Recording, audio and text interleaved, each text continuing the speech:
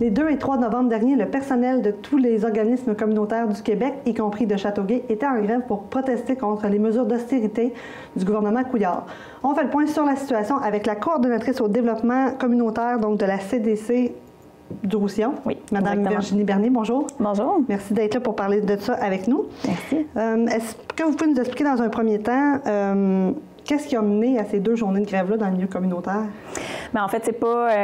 en fait, c'est une série d'actions qu'on mène depuis déjà une couple d'années. En fait, depuis l'élection du gouvernement Couillard, on a vu rapidement que ce gouvernement voulait se diriger vers vraiment l'austérité et appliquer, en fait, imposer des mesures d'austérité à l'ensemble de la société.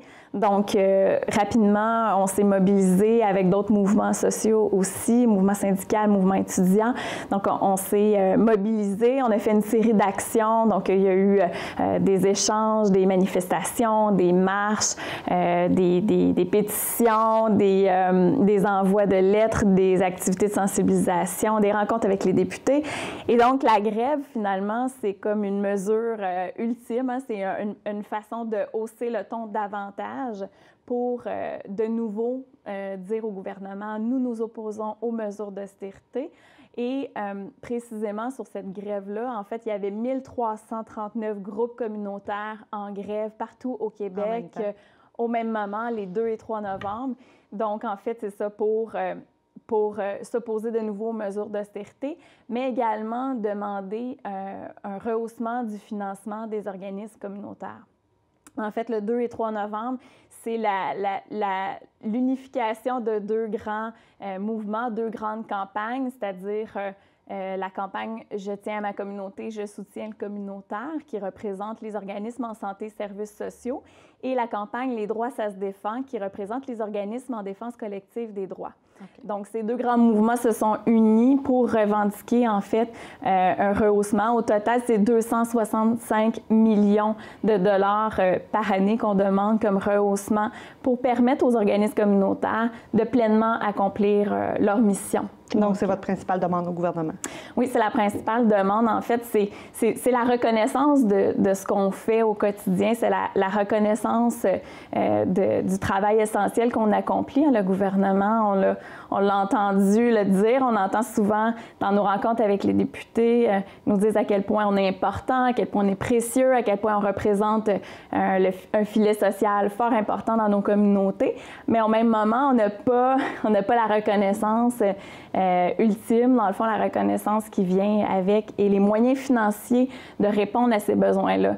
Et c'est pourquoi aussi on s'oppose aux mesures d'austérité, parce que non seulement l'austérité fragilise davantage nos organisations, mais fragilise aussi beaucoup la population, en fait, affecte réellement les citoyens et les citoyennes. Et nous, on le voit comme organisme communautaire sur le terrain. Quand les mesures d'austérité s'appliquent dans le secteur public, notamment, donc tous les soins, la santé, les services sociaux qui sont affaiblis par l'austérité, bien, en fait, ces gens-là viennent cogner aux portes des organismes communautaires fort souvent et les besoins, donc, sont de plus en plus criants, de plus en plus urgents, de plus en plus importants.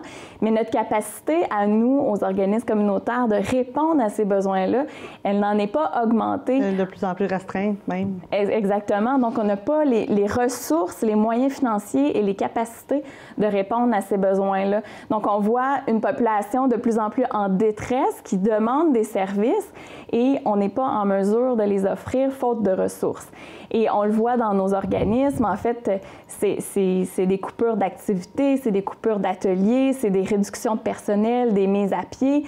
De plus en plus d'organismes en font des fermetures temporaires. Donc, souvent, pendant la période estivale, pendant de longues semaines, les organismes sont fermés pour pouvoir, dans un budget annuel, être en mesure de pouvoir payer le reste de l'année les employés, le personnel. Donc, ça a des impacts aussi au niveau de l'épuisement des travailleurs, mais aussi des membres, des bénévoles qui s'impliquent dans les organismes. Donc, les impacts de ce sous-financement-là sont nombreux et c'est ce qu'on dénonce et c'est pourquoi on fait ces demandes au gouvernement.